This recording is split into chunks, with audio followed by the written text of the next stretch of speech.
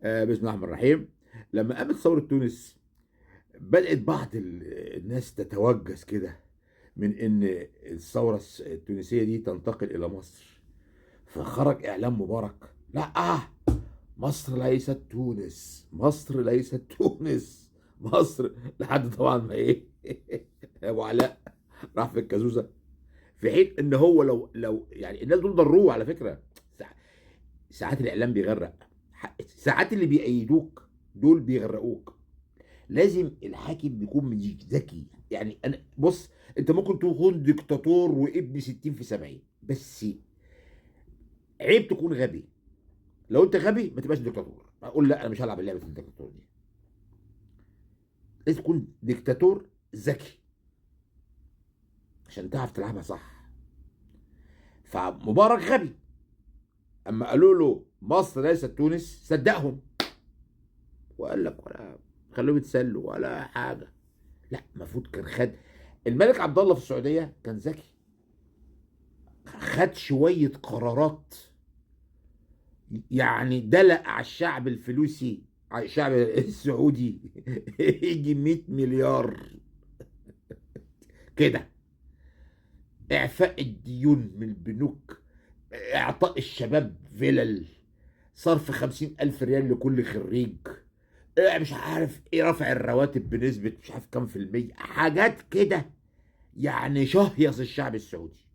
ده راجل ذكي بيطبق مبدأ اطعم الفم تستحي العين. يعني مش معقول انت. هو طبعا احتمال قيام ثوره في السعوديه احتمال ضعيف، ولكن هو ذكي، ما يغامرش. او يعني مش موضوع ما يغامرش، هم عندهم حته كده اللي هو ايه، تطي مع الريح. ما عندهمش الكبر. هو الواد الجديد ده ابن سلمان ده عنده للاسف ملوث بالكبر بتاع صدام حسين وبشار الاسد والناس دي والقذافي. عنده الكبر كده، مش همه لا لا مش عارف يعني كده. لا، هو اول يعني اول حاكم واحد من اسره ال سعود يفتقد الحكمه دي. ال سعود كان عندهم الحكمه دي، ان هو بيطاطي مع الريح. يعني بيطاطي مع الريح يعني ايه؟ يعني ما بيحاولش يزعل حد منه، بيكسب كل الناس زي بني اميه كده، زي معاويه كده، ما يزعلش حد منه. الواد ده ما عندوش دي، ما يهموش زعل حد، ودي هيكون من اسباب سقوطه. وانا تنبأت بان هو اخر واحد من ال سعود هيمسك الحكم، وهو الحكم هيخرج من بين ايديهم. ده تنبؤي يعني، لان الواد ده باسلوبه ده يعني هيعمل حاله احتقان جامده جدا، وهيتشال زي ما اتشال الملك سعود. في واحد اتشال كده في الستينات اسمه الملك سعود، شالوه كده. انا اعتقد ده هيبقى مصيره برضو لما يمسك. فاللي انا بقوله ان مبارك لو كان ذكي كان قال طب ناخد بالاحوط. مثلا ماشي، انا هصدقكم ان مصر مش تونس، ناخد بالاحوط.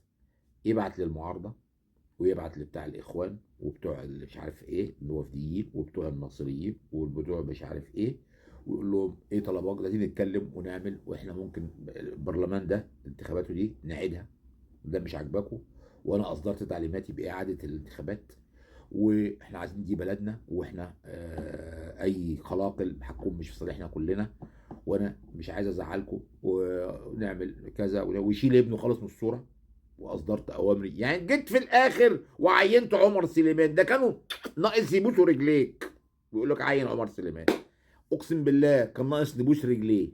طب عين عمر سليمان، ما عمر سليمان هو اللي هو المساعد الاول بتاعك. طب عينه نائب. لا، انا معايا دكتوراه في العند، مش هعين. جه في الاخر زي المره الرقاصه، عين عمر سليمان نائب ليه. بس بعد الناس في الميدان قالوا لا يا حبيبي، بعد ايه؟ ده كان الكلام ده من شهرين ثلاثه، كان ممكن يبقى ليه قيمه. عينه وكمان فوضه، عينه نائب وفوضه.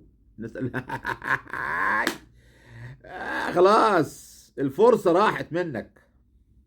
لو كان ذكي، اما كانت تقولوا عين عمر سليمان، ماشي عين لكم عمر سليمان، اشتغل يا عمر سليمان، فيها ايه؟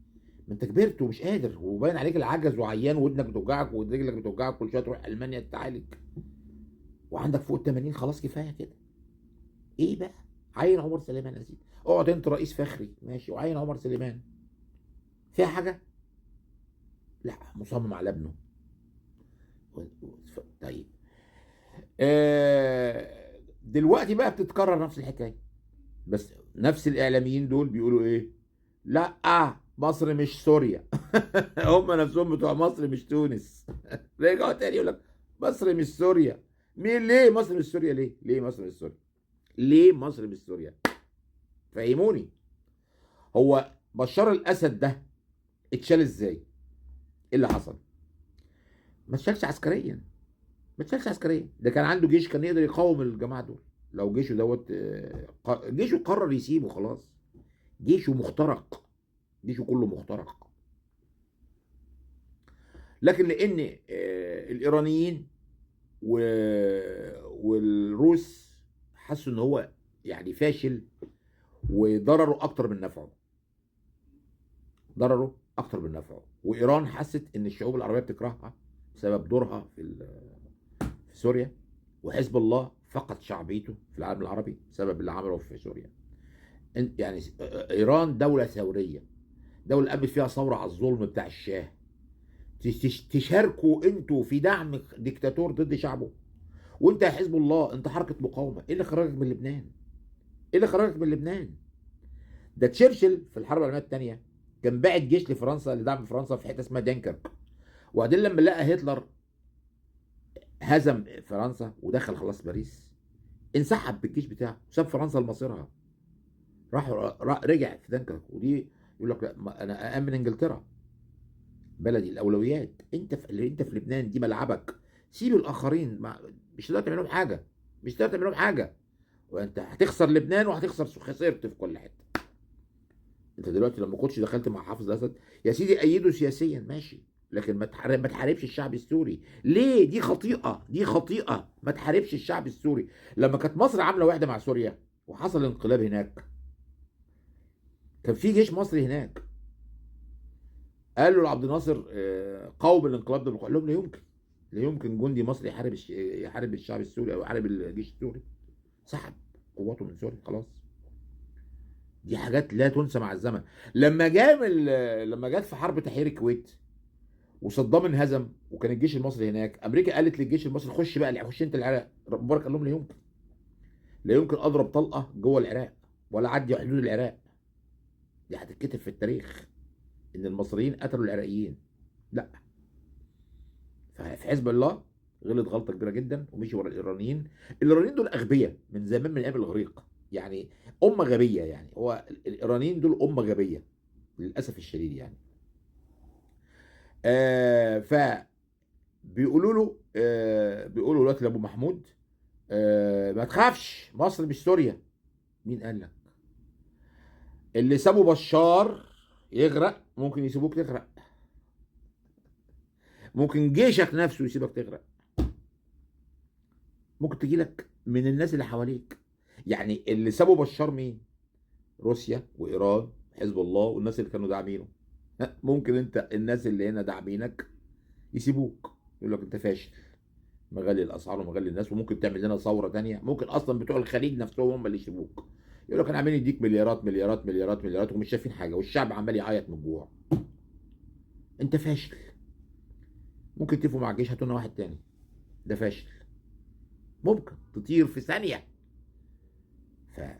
لو انت ذكي بقى، الحق شعبك.